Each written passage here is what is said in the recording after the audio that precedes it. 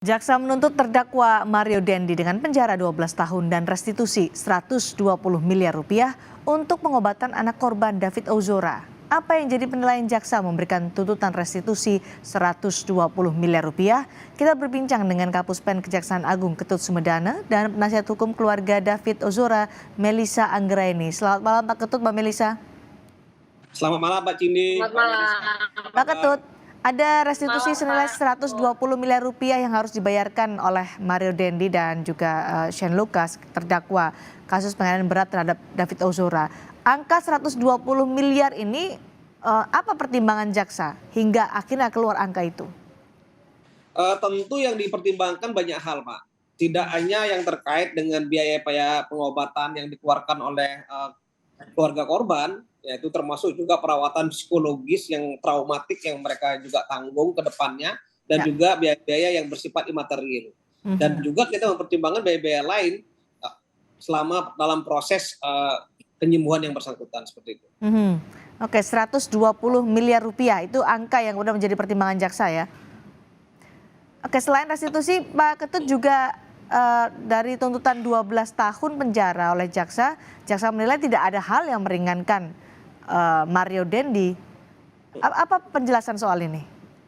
Begini, perbuatan yang dilakukan oleh Mario Dendi ini ya selain dampaknya terhadap korban juga berdampak sosial yang sangat signifikan yang kita lihat dari perkembangannya di media, bukan hanya di media juga di masyarakat. Ini menjadi bahan pertimbangan agar menimbulkan efek jera ke depannya. Sehingga memang di samping hukuman maksimal yang kita berikan selama 12 tahun, kita juga berikan hukuman restitusi mengacu kepada ketentuan peraturan Mahkamah Agung nomor 1/2020. Ya. Oke, dan hukuman tuntutan 12 tahun itu dinilai sesuai dengan tindakan Mario Dendi menurut Anda? Saya kira tidak, itu hal yang sangat wajar dan sesuai ya, karena kita di samping memberikan efek jera kepada pelaku juga akan memberikan perlindungan terhadap hak konstitusional anak sebagai korban dalam hal ini yang dialami oleh korban anak seperti itu. Ada restitusi 120 miliar rupiah yang harus dibayarkan oleh Mario Dendi dalam kasus ini. Jika tidak bisa dibayarkan? Kalau tidak bisa dibayarkan maka akan diganti dengan hukuman pidana penjara, dan kita akan merupakan upaya-upaya proses eksekusi dulu. Bagaimana ada ketersediaan harta yang bersangkutan, kalau yang bersangkutan nggak bisa bayar mungkin kita akan panggil keluarganya, orang tuanya, apakah orang tuanya sanggup atau tidak untuk membayarkan. Ini masih panjang prosesnya. Orang tua Mario kan sempat bilang Pak Ketut bahwa anaknya dinilai sudah dewasa, jadi dia bisa membayar restitusi sendiri. Keluarganya menyatakan bahwa mereka sudah tidak punya lagi aset karena sudah disita oleh KPK. Apakah itu menjadi pertimbangan atau nanti bagaimana eksekusi aset yang dilakukan oleh Kejaksaan Agung? Tentu semua menjadi bahan pertimbangan kita ya Mbak. Ini belum selesai kasusnya. Kita akan berupaya nanti kalau seandainya ke depan sudah punya kekuatan hukum yang tetap ya, kita akan berupaya nanti berkoordinasi dengan penegak hukum yang lain yang menangani perkara yang sama terhadap objek atau bendanya. Ini akan menjadi bahan pertimbangan kami semua. Ini proses belum selesai dan masih berjalan. Karena kan orang tuanya menyatakan Mario Dendi ini sudah dewasa. Betul apa yang dibilang demikian, tetapi paling tidak mereka juga masih dalam tanggungan dari orang tua. Dan Mario Dendi kita ketahui beliau kan belum kerja dan belum bisa menghidupi dirinya sendiri, dan masih dalam proses tanggungan.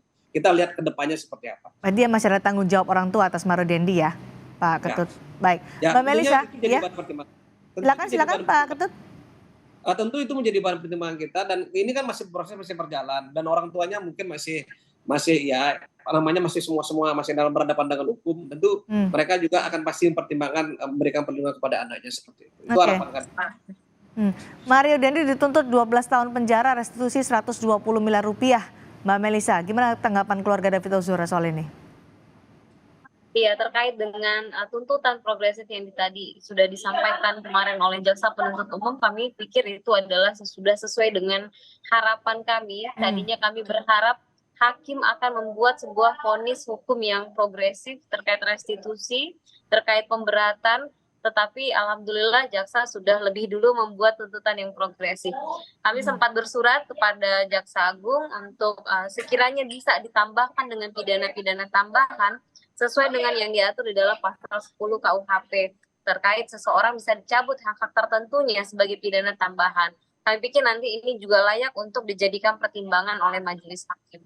Oke, 12 Mengenai ya. restitusi, Mhm. ya mengenai restitusi tentu ini adalah langkah baik sehingga para pelaku tidak lagi menjadi kewenangan seolah-olah kewenangan mereka untuk menyampaikan mampu atau mau terkait dengan membayar restitusi.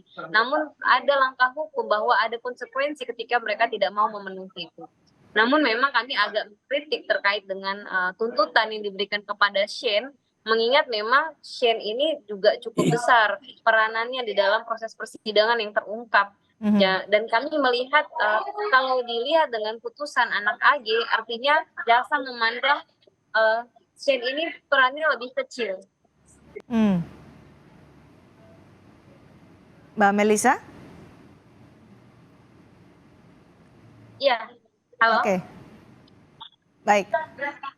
Jadi kalau tuntutan 12 tahun penjara untuk Mario Dendi, Anda menilai itu sudah dapat efek jerah seperti yang disebutkan oleh Pak Ketut tadi? Kalau kita pertanyakan kepada keluarga, tentu tidak ada sebenarnya hukuman yang pas untuk keluarga ya, mengingat yang dialami oleh David Ozora gitu Mbak. Namun kalau memang ada batasan-batasan dalam itu kita harus memaklumi. Mbak Melisa? Halo. Ya, silakan dilanjutkan. Ya. Kalau dipertanyakan kepada keluarga David Ozora, tentu kami sedari awal tidak ada yang bisa menggantikan kerugian apa yang dialami, penderitaan yang dialami oleh David Ozora. Namun kalau memang harus mengikuti aturan hukum bahwa tuntutan ancaman maksimalnya adalah 12 tahun penjara, maka kami harus menghormati hal tersebut. Namun tetap saja kami berharap terkait restitusi seperti yang disampaikan dalam narasi jaksa penuntut umum, jangan sampai korban ini mengalami ketidakadilan sampai 2 kali. Pertama ketika dilakukan penganiayaan itu, kedua ketika tidak lagi ada upaya-upaya untuk mengembalikan kondisinya terkait restitusi seperti itu. Angka restitusi 120 miliar juga sudah sesuai harapan keluarga? Kalau angka 120M memang dari awal kami serahkan kepada LPSK sebagai lembaga yang mendapatkan amanah dari undang-undang untuk menghitungkan hal tersebut. Sehingga berapapun kami rasa itu adalah kewenangan LPSK, ditambah lagi restitusi ini memang adalah hak anak korban, sehingga pasti disesuaikan dengan kondisi. Terlebih kami sudah keterangan dari saksi yang menyampaikan terkait dengan David ini kondisinya mungkin akan permanen, dibutuhkan kondisi-kondisi khusus, pengobatan-pengobatan yang cukup panjang karena memang memar yang ada di otaknya sifatnya permanen seperti itu. Oke, restitusi ini kan masih belum final juga ya, karena masih ada upaya hukum nanti bisa ditempuh oleh terdakwa baik Mario Dendi dan juga Shane Lucas. Tapi disebutkan bahwa orang tua Shane Lucas menyatakan ia tidak mampu untuk membayar 120 miliar rupiah. Begitu pula dengan keluarga Mario Dendi, bahwa 120 miliar rupiah ini terlalu besar untuk mereka. Jika tidak terpenuhi pembayaran restitusi ini, bagaimana dari keluarga dan tindak lanjutnya? Kami rasa langkah tuntutan yang disampaikan oleh jaksa penuntut umum dengan memberikan hukuman pengganti ketika restitusi itu tidak dibayar, kami rasa itu sudah fair enough ya, bahwa berapa masing-masing yang dibebankan atas restitusi kepada terdakwa ini tentu juga sesuai dengan peranannya, karena kita juga lihat dalam persidangan terungkap siapa sebenarnya yang mengakibatkan kondisi David hingga separah ini. Namun ada juga peranan-peranan yang mendukung sampai kondisi ini separah itu. Jadi semuanya berkaitan, nanti kami serahkan kepada majelis hakim, persis seperti yang disampaikan jaksa penuntut umum. Hakim memiliki kewenangan untuk menggali fakta-fakta, nilai-nilai kemanusiaan, bahwa tidak boleh ada kekosongan hukum, sehingga terkait restitusi pun saya yakin hakim akan memutuskan seadil-adilnya berdasarkan peranan masing-masing terdakwa. Seperti itu, Mbak. Persidangan masih terus bergulir karena kemarin baru tuntutan. Apa yang disiapkan juga oleh keluarga David Ozora? Kami mempersiapkan mental tentunya, ya. Berharap hukuman ini benar-benar berkeadilan bagi korban, tuntutan ini diperkuat, meskipun sebenarnya kami juga heran kenapa masyarakat ketika tuntutan sudah maksimal tetapi seperti ada ketidakpercayaan publik ya, mereka sampai berkata jaksa tinggi, hakim tinggi, nanti MA diskon gitu kan. Jadi kita juga waduh ini publik kenapa, ada apa, sebegitu terluka. Tapi keluarga David Ozora juga merasa pesimis seperti itu.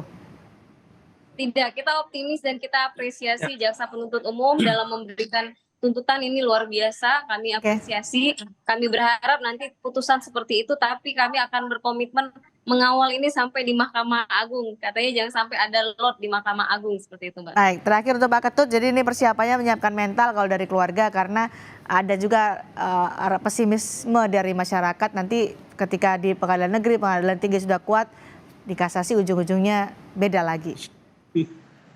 Ya, harapan saya dan harapan kami mewakili pemerintah, negara dan korban sama. Ya, keinginan kita agar terpenuhi dalam suatu putusan pengadilan baik di tingkat pertama maupun tingkat akhirnya. Kita berupaya semaksimal mungkin bagaimana bisa berperan dan bermanfaat bagi korban dan tidak juga pada masyarakat, bagi korban, sehingga kami menyampaikan sejak awal bahwa tuntutan ini adalah betul-betul untuk memberikan perlindungan hak konstitusional korban, sehingga betul-betul tidak saja menjadi 2 kali korban tadi yang dibilang tadi, ya juga bisa mendapatkan hak-haknya dalam hal perawatan sampai pada perlindungan, sampai pada perawatan lebih jauh mengenai psikologi maupun dari traumatis yang dialami oleh korban, seperti itu, Pak. Baik, terima kasih Pak Ketut Sumedana, terima kasih juga Mbak Melisa Anggraini sudah berbagi informasi bersama kami di Sapa Indonesia malam hari ini. Selamat malam. Terima kasih.